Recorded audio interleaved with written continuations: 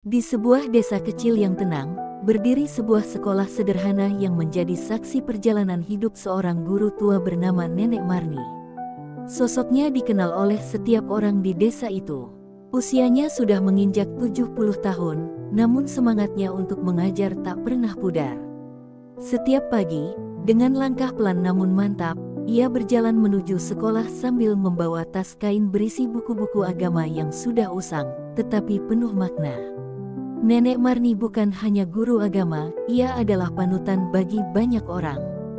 Hijabnya yang selalu rapi melambangkan kesederhanaan dan keanggunan. Senyumnya lembut, tetapi ada garis-garis tegas di wajahnya yang menunjukkan kehidupan penuh perjuangan. Ia kehilangan suami dan anaknya dalam sebuah kecelakaan bertahun-tahun lalu, tetapi alih-alih larut dalam kesedihan, ia memilih untuk mengabdikan hidupnya pada pendidikan. Saya tidak punya banyak hal, tapi ilmu yang saya miliki harus terus saya bagi, katanya kepada seorang guru muda yang pernah bertanya mengapa ia masih mengajar di usianya yang lanjut. Di sekolah, Nenek Marni selalu menjadi yang pertama datang. Ia akan membuka jendela kelas, menyapu lantai, dan memastikan semuanya siap sebelum murid-murid tiba. Bagi murid-muridnya, ia adalah sosok ibu, nenek, dan sahabat yang selalu mendengarkan. Namun, tidak semua murid dapat melihat kebaikannya. Tahun itu, seorang murid pindahan bernama Raka masuk ke kelasnya. Raka adalah remaja yang dikenal bermasalah. Ia sering membuat keributan, berbicara kasar, dan tampak tidak peduli pada sekitarnya. Saat pertama kali bertemu, Nenek Marni menyadari ada sesuatu yang berbeda pada Raka. Matanya penuh amarah, seperti menyimpan luka yang mendalam. Namun, Nenek Marni tetap menyambutnya dengan hangat. "Selamat datang, Nak. Saya Nenek Marni, gurumu di sini. Jika ada apa-apa, jangan ragu untuk bercerita," katanya lembut. Alih-alih membalas dengan sopan, Raka hanya membuang pandangan, seolah tidak peduli. Sejak hari itu, kelas agama menjadi medan ujian bagi kesabaran Nenek Marni. Raka selalu menjadi yang paling sulit diatur. Ia tidak pernah mau mendengarkan, sering berbicara saat pelajaran berlangsung, dan sesekali melontarkan komentar sinis tentang agama. Namun, di balik semua itu, Nenek Marni tidak pernah menunjukkan amarah. Ia tahu bahwa di balik sikap kasar Raka, ada hati yang sedang terluka. "Ya Allah," doanya suatu malam sambil menitikkan air mata, "berikanlah saya kekuatan untuk mendidik anak ini. Saya yakin ada kebaikan yang tersembunyi dalam dirinya." Hari-hari Nenek Marni kini tidak hanya diisi dengan mengajar, tetapi juga dengan memikirkan cara untuk menyentuh hati Raka. Di balik kelembutan wajahnya, ia menyimpan keteguhan hati yang luar biasa, siap menghadapi tantangan yang akan datang. Hari itu, suasana kelas tampak seperti biasa. Murid-murid duduk di bangku mereka, memperhatikan Nenek Marni yang berdiri di depan papan tulis. Dengan suara lembut, ia menjelaskan tentang pentingnya rasa syukur kepada Tuhan. Beberapa murid terlihat mencatat dengan serius, sementara yang lain mendengarkan dengan tenang. Namun, di salah satu sudut kelas, Raka duduk bersandar di kursinya, memainkan pena dengan ekspresi bosan. "Raka," panggil Nenek Marni dengan lembut, "apa pendapatmu tentang rasa syukur?" Raka mendongak perlahan, menatap Nenek Marni dengan tatapan penuh tantangan. "Syukur, untuk apa?" jawabnya dengan nada sinis. "Hidup ini nggak ada yang pantas disyukuri. Semua cuma omong kosong." Seisi kelas langsung hening. Beberapa murid saling bertukar pandang, tidak percaya dengan apa yang baru saja mereka dengar. Tidak ada seorang pun yang berani berbicara seperti itu kepada Nenek Marni. Namun, bukannya marah, Nenek Marni hanya menatap Raka dengan penuh perhatian.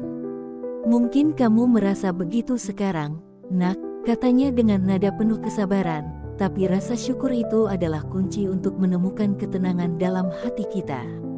Raka tertawa kecil, tetapi tawanya penuh sarkasme. "Ketenangan? Bu, dunia ini nggak ada yang tenang. Dunia ini keras, penuh dengan orang-orang yang cuma peduli sama diri mereka sendiri. Jadi, maaf saja kalau saya nggak percaya omongan itu." Nenek Marni tetap berdiri dengan tenang, meskipun hatinya sedikit terguncang. Ia bisa melihat bahwa di balik kata-kata kasar Raka, ada sesuatu yang lebih dalam, luka yang belum sembuh. Namun, ia tahu bahwa ini bukan saatnya untuk memaksa. Baiklah, Raka, katanya lembut. Tapi satu hal yang ibu minta, cobalah untuk mendengarkan dulu. Mungkin suatu hari, apa yang ibu katakan akan berarti bagimu. Raka menghela napas panjang, kemudian kembali bersandar di kursinya tanpa berkata apa-apa. Hari-hari berikutnya, sikap Raka semakin menjadi. Ia sering mengganggu teman-temannya selama pelajaran, bahkan pernah menendang kursi saat Nenek Marni sedang menjelaskan materi. Suatu kali, ia dengan sengaja mengeraskan suara musik di kelas, membuat murid-murid lain terganggu. Ketika Nenek Marni menegurnya, ia hanya menjawab dengan nada acuh, "Ini cuma musik, Bu. Nggak ada yang salah dengan itu, kan?" Murid-murid lain mulai kehilangan kesabaran. Beberapa di antaranya mendekati Nenek Marni setelah kelas selesai. "Bu, kenapa ibu nggak tegas sama Raka? Dia selalu bikin kacau," keluh salah satu murid. Namun, Nenek Marni hanya tersenyum. "Kesabaran itu seperti api kecil," katanya lembut. "Ia butuh waktu untuk bisa menghangatkan hati yang dingin." Meskipun begitu, perlakuan Raka semakin menjadi-jadi. Ia tidak hanya mengganggu kelas, tetapi juga mulai berbicara dengan nada menantang setiap kali Nenek Marni mengajaknya berdialog. Dalam salah satu kesempatan, ia bahkan berkata dengan nada tajam, "Kenapa saya harus belajar agama, Bu? Itu nggak ada gunanya. Hidup saya nggak akan berubah." Kata-kata itu menancap di hati Nenek Marni seperti duri tajam. Namun, ia tetap menahan diri. "Nak," katanya dengan suara bergetar, "agama itu seperti lentera. Mungkin sekarang kamu merasa dunia ini gelap, tapi lentera itu ada untuk membantumu menemukan jalan." Raka hanya mengangkat bahu. "Saya nggak butuh lentera, Bu. Saya sudah terbiasa hidup di kegelapan." Meskipun hatinya tersayat mendengar ucapan itu, Nenek Marni tidak menyerah. Ia tahu perjalanan untuk menyentuh hati Raka akan panjang dan penuh rintangan. Namun, ia berdoa agar suatu hari nanti, pemuda itu mau membuka hatinya, meski hanya sedikit. Setelah beberapa minggu menghadapi sikap keras dan acuh tak acuh Raka, Nenek Marni mulai mencari cara untuk lebih mengenal anak itu.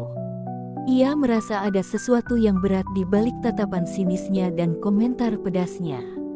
Sebagai seorang guru yang telah lama mengabdi, Nenek Marni percaya bahwa setiap murid, tidak peduli seburuk apapun sikapnya, pasti memiliki alasan untuk bertindak seperti itu. Suatu sore, seusai kelas, Nenek Marni mendatangi ruang guru. Ia bertanya kepada beberapa guru lain tentang latar belakang Raka. Salah seorang guru bimbingan konseling, Pak Amir, memberikan informasi yang membuat hati Nenek Marni pilu. "Raka pindah ke sini karena ayahnya sering berpindah kerja," kata Pak Amir. "Ibunya meninggal 3 tahun lalu karena sakit, dan sejak itu, Raka berubah. Dia jadi pendiam, mudah marah, dan sering bermasalah di sekolah sebelumnya. Ayahnya juga jarang ada di rumah karena sibuk bekerja. Mungkin dia merasa kesepian." Nenek Marni terdiam sejenak. Ia membayangkan betapa beratnya hidup Raka, kehilangan seorang ibu di usia muda dan harus menghadapi dunia tanpa banyak dukungan emosional. "Jadi, dia membawa semua rasa sakit itu ke sini," gumamnya pelan. Malam harinya, Nenek Marni duduk di ruang tamunya yang sederhana. Ia membuka Al-Quran dan merenungkan apa yang bisa ia lakukan untuk membantu Raka. Dalam doanya, ia memohon kepada Allah agar diberikan kekuatan dan kebijaksanaan untuk menghadapi anak itu. "Ya Allah, Engkau yang maha mengetahui hati setiap hamba-Mu. Tunjukkan aku jalan agar bisa menyentuh hati Raka," doanya dengan suara bergetar. Keesokan harinya, Nenek Marni mencoba pendekatan kecil. Ia membawa sekotak kue buatan sendiri ke kelas. Sebelum pelajaran dimulai, ia mendekati Raka yang duduk di barisan paling belakang dengan kepala tertunduk. "Raka," katanya lembut sambil menyodorkan kotak itu, "ini ada kue untukmu. Nenek buat sendiri tadi pagi. Cobalah, semoga kamu suka." Raka menatap kotak itu dengan ekspresi bingung. Ia tampak ragu, tetapi akhirnya mengambil satu potong kue tanpa berkata apa-apa. "Terima kasih," gumamnya pelan, nyaris tak terdengar. Meski reaksinya dingin, Nenek Marni merasa ada secercah harapan. Namun, usaha itu tidak langsung membuahkan hasil. Raka tetap bersikap dingin dan sering membuat masalah di kelas. Suatu hari, ketika Nenek Marni sedang menjelaskan pelajaran, Raka dengan sengaja mengeraskan suara musik dari ponselnya. Seluruh kelas menoleh ke arahnya, menunggu apa yang akan dilakukan oleh Nenek Marni. Bukannya marah, Nenek Marni hanya menatap Raka dengan senyuman kecil. Ia berjalan mendekatinya dan berkata pelan, "Raka, musikmu bagus. Tapi, bagaimana kalau kita simpan untuk nanti, setelah pelajaran selesai? Ibu yakin teman-temanmu juga ingin belajar dengan tenang." Raka menatapnya dengan tatapan bingung. Ia seolah tidak mengerti mengapa Nenek Marni tidak memarahinya seperti guru lain. Dengan enggan, ia mematikan musiknya dan kembali duduk diam. Hari-hari berikutnya, Nenek Marni terus mencoba mendekati Raka dengan cara yang sederhana. Ia menyapa Raka setiap pagi, bertanya tentang kabarnya, dan memberikan perhatian kecil meskipun sering diabaikan. Ia juga mulai memasukkan cerita-cerita inspiratif dalam pelajaran agama, berharap bahwa setidaknya satu cerita dapat menyentuh hati Raka. Meski respons Raka masih dingin, Nenek Marni tidak menyerah. Ia percaya bahwa kesabaran adalah kunci untuk membuka hati yang terluka. Setiap hati yang keras butuh waktu untuk melunak, pikirnya. Dan aku hanya perlu terus berusaha, meski jalannya panjang. Di balik sikapnya yang tenang, Nenek Marni menyimpan harapan besar bahwa suatu hari, Raka akan memahami bahwa dunia ini tidak sekejam yang ia bayangkan. Ia hanya perlu menemukan cahaya yang selama ini tersembunyi di dalam dirinya. Pagi itu, suasana sekolah tampak biasa saja, tetapi di ruang kelas tempat Nenek Marni mengajar, suasana berubah tegang. Saat Nenek Marni memasuki kelas, tatapannya langsung tertuju pada dinding belakang kelas yang penuh dengan coretan kasar. Dengan tinta hitam tebal, tertulis kata-kata yang tidak pantas, "Agama itu omong kosong. Guru cuma suka memaksa." Murid-murid terdiam, menunduk, dan mencuri pandang satu sama lain, takut akan reaksi Nenek Marni. Mereka tahu siapa yang melakukannya, tetapi tak ada yang berani berkata apa-apa. Di sudut ruangan, Raka duduk dengan ekspresi acuh, seolah-olah tidak peduli bahwa perbuatannya baru saja menghancurkan hati seorang guru tua yang selama ini sabar kepadanya. Nenek Marni berdiri di depan kelas, menatap tulisan itu dengan mata berkaca-kaca. Namun, ia tidak mengatakan apapun. Ia mengambil napas panjang dan menghapus tulisan itu dengan kain basah yang ia ambil dari meja guru. Tangannya gemetar saat membersihkan tinta yang sudah mengering, tetapi ia tetap melakukannya tanpa menunjukkan kemarahan. "Anak-anak," katanya akhirnya dengan suara lembut, meski terdengar sedikit bergetar, "tulisan ini mungkin mencerminkan apa yang dirasakan seseorang. Tapi ibu ingin kalian tahu, agama bukanlah sesuatu yang memaksa. Ia adalah pelita yang ada untuk membantu kita menjalani hidup dengan lebih baik." Seisi kelas tetap hening. Beberapa murid tampak merasa bersalah, meski mereka bukan pelaku. Di sudut ruangan, Raka hanya memalingkan wajah, menghindari tatapan Nenek Marni. Namun, kejadian itu tidak berhenti di situ. Kepala sekolah segera mengetahui insiden tersebut dan memanggil Raka ke ruangannya. Kepala sekolah, dengan nada tegas, mengancam akan mengeluarkan Raka jika ia tidak menunjukkan perubahan sikap. "Ini bukan pertama kalinya kamu melanggar aturan, Raka," kata kepala sekolah. "Kalau terus seperti ini, kami tidak punya pilihan lain selain mengeluarkanmu." Raka hanya diam, wajahnya datar, tetapi ada sedikit ketakutan di matanya. Ia tahu bahwa ancaman itu bukan sekadar kata-kata.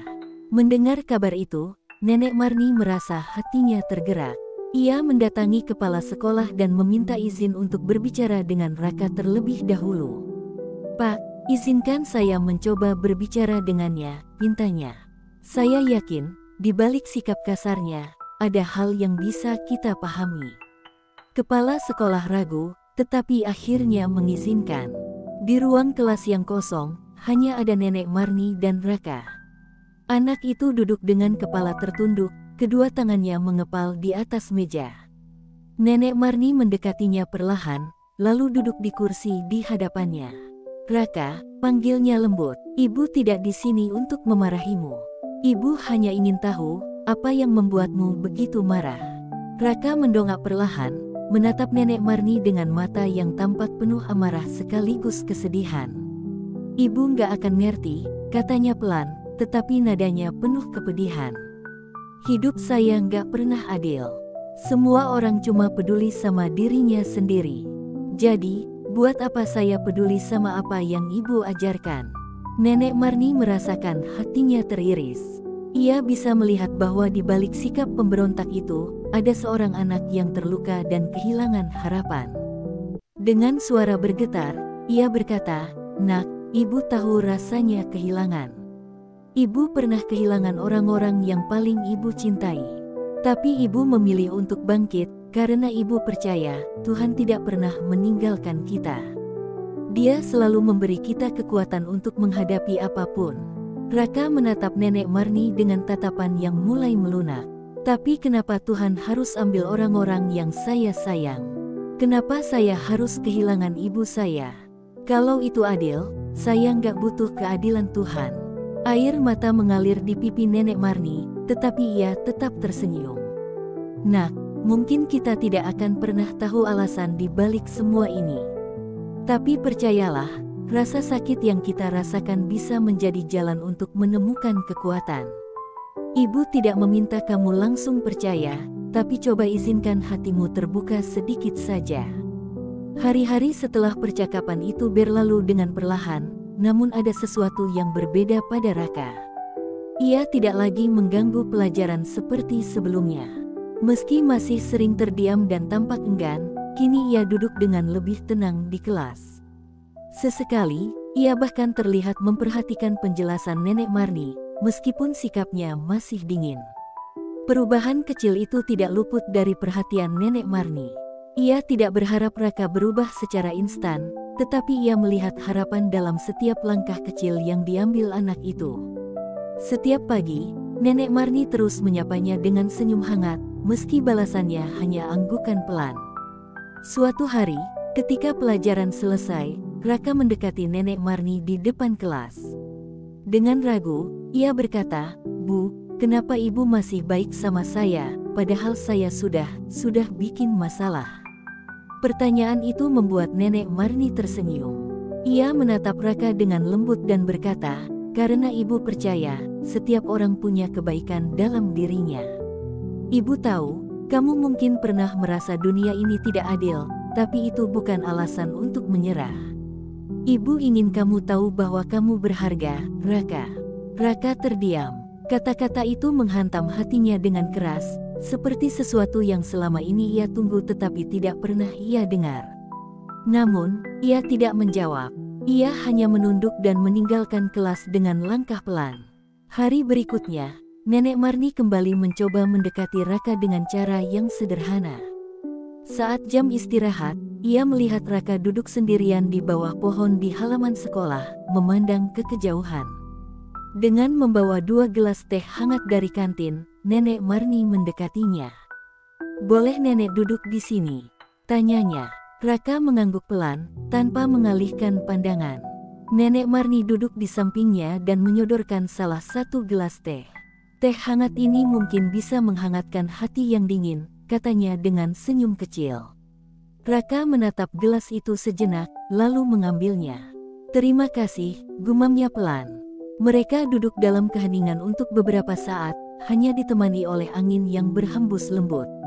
Akhirnya, Raka berbicara, suaranya terdengar ragu. "Bu, dulu waktu ibu kehilangan keluarga ibu, apa ibu nggak marah sama Tuhan?" Pertanyaan itu mengejutkan Nenek Marni, tetapi ia menjawab dengan tenang, "Tentu saja, Nak. Ada saat-saat di mana ibu merasa sangat marah, sangat sedih. Tapi seiring waktu, ibu menyadari bahwa Tuhan selalu punya rencana yang lebih besar. Apa yang kita anggap sebagai kehilangan, mungkin sebenarnya adalah caranya untuk menguatkan kita. Raka menatap teh di tangannya, tampak merenung. Tapi saya nggak ngerti rencana itu, Bu. Saya cuma merasa sendirian. Nenek Marni menaruh tangan lembut di bahu Raka. Kamu nggak sendirian, Nak. Tuhan selalu ada, bahkan ketika kita merasa Dia tidak ada. Dan ingat, kamu masih punya orang-orang di sekitarmu yang peduli. Ibu di sini untukmu. Percakapan itu menjadi titik balik kecil bagi Raka. Ia mulai menunjukkan usaha untuk berubah, meski perlahan. Ia mulai datang ke kelas dengan lebih rajin, menyimak pelajaran dengan sungguh-sungguh, bahkan sesekali bertanya kepada Nenek Marni tentang hal-hal yang sebelumnya ia abaikan. Di mata teman-temannya, Raka masih tampak pendiam, tetapi ada sesuatu yang berbeda dalam caranya bertindak. Ia mulai membantu teman-temannya, meskipun hanya hal-hal kecil seperti meminjamkan alat tulis atau memberikan tempat duduknya kepada murid lain di bas sekolah. Bagi Nenek Marni, perubahan itu adalah jawaban dari doa-doanya selama ini. Ia tahu perjalanan Raka masih panjang, tetapi ia yakin cahaya kecil di hati anak itu akhirnya mulai bersinar. Hidup Raka perlahan mulai berubah. Di kelas, ia menjadi lebih sering mendengarkan, meskipun masih jarang berbicara. Ia juga mulai membaca buku-buku agama yang dipinjamkan oleh Nenek Marni. Namun, perubahan itu tidak sepenuhnya berjalan mulus. Ada satu momen yang menguji sejauh mana Raka telah melangkah. Hari itu, sekolah mengadakan kegiatan bakti sosial. Para murid diminta untuk ikut serta membersihkan lingkungan sekitar sekolah dan memberikan bantuan ke panti asuhan terdekat. Raka, yang biasanya menghindari kegiatan semacam itu, justru memilih untuk ikut. Keputusan ini mengejutkan teman-temannya, termasuk Nenek Marni, yang diam-diam tersenyum penuh haru melihat anak itu mulai membuka hatinya. Ketika rombongan sampai di panti asuhan, para murid sibuk membagikan makanan, pakaian, dan mainan kepada anak-anak di sana. Raka tampak canggung pada awalnya, tetapi perlahan ia mulai terlibat. Ia membantu mengangkat barang-barang berat, mengobrol dengan anak-anak, bahkan tersenyum kecil ketika seorang anak memeluknya dan berkata, "Kakak baik sekali." Namun, di tengah kegiatan itu, sebuah insiden terjadi. Seorang anak panti asuhan yang sedang bermain di halaman terjatuh ke dalam selokan yang cukup dalam. Airnya deras karena hujan semalam, dan tubuh kecil anak itu terbawa arus. Semua orang panik, termasuk para guru dan staf panti. Tanpa berpikir panjang, Raka langsung melompat ke dalam selokan. Air yang dingin dan kotor membasahi tubuhnya, tetapi ia tidak peduli. Ia berenang dengan susah payah melawan arus untuk mencapai anak itu. Dengan kekuatan yang tersisa, ia berhasil meraih tangan anak tersebut dan membawanya ke tepi selokan. Saat mereka berhasil keluar, Raka terengah-engah, tubuhnya penuh luka kecil akibat bebatuan di dasar selokan. Anak itu menangis, tetapi ia selamat, dan semua orang bersorak lega. Namun, tubuh Raka mulai menggigil hebat. Air selokan yang kotor ternyata membuatnya terkena infeksi serius. Nenek Marni yang berada di dekatnya langsung berlari menghampiri. Ia memeluk Raka yang pucat dengan mata berkaca-kaca. "Nak, kenapa kamu nekat?" tanyanya dengan suara bergetar. Raka tersenyum tipis, meskipun bibirnya sudah membiru. "Saya nggak tahu, Bu. Saya cuma nggak mau ada orang yang kehilangan, seperti saya kehilangan ibu saya dulu," jawabnya pelan. Kata-katanya membuat hati Nenek Marni terasa seperti diremas. Raka segera dilarikan ke rumah sakit. Selama berhari-hari, ia dirawat intensif karena infeksi yang menyebar dengan cepat. Nenek Marni tidak pernah meninggalkan sisinya. Ia duduk di kursi di samping tempat tidur Raka, membacakan doa-doa dan surat-surat pendek, berharap keajaiban akan terjadi. Selama masa itu, Raka mulai berbicara lebih banyak kepada Nenek Marni. Ia menceritakan betapa ia merasa hidupnya selama ini hampa, betapa ia marah kepada Tuhan karena kehilangan ibunya, dan betapa ia sebenarnya takut untuk percaya pada kebaikan. "Tapi sekarang, saya ngerti, Bu," katanya suatu malam dengan suara lemah. "Mungkin Tuhan nggak pernah ninggalin saya. Saya cuma terlalu sibuk marah, sampai nggak sadar kalau dia selalu ada. Air mata Nenek Marni menetes mendengar kata-kata itu. Ia menggenggam tangan Raka erat-erat. Kamu sudah menemukannya, Nak. Cahaya itu ada di hatimu sekarang. Kamu tidak sendiri lagi. Hari itu, meskipun tubuh Raka masih lemah, sebuah kekuatan baru muncul dalam jiwanya. Ia mulai memahami bahwa kebaikan dan keberanian yang ia tunjukkan adalah bagian dari perjalanan untuk menemukan dirinya sendiri. Namun, takdir sudah menentukan jalannya sendiri, dan perjalanan Raka ini akan segera mencapai akhir yang tidak terduga. Hari-hari berlalu, dan kondisi Raka tidak kunjung membaik.